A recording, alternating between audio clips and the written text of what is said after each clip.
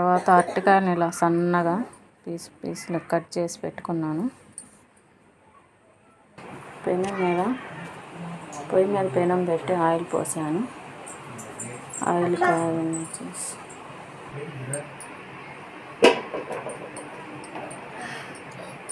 ఇలా ముంచుకొని ఇలా వేసుకోవాలి. బాగా పొంగుతుంది చూడండి.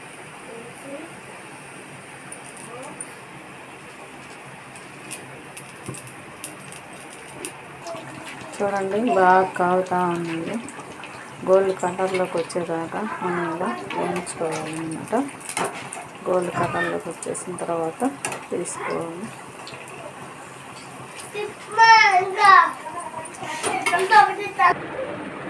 ఇలా గార్నిష్ చేసుకొని తింటే చాలా బాగుంటుంది. ఒకసారి ట్రై చేసి చూడండి.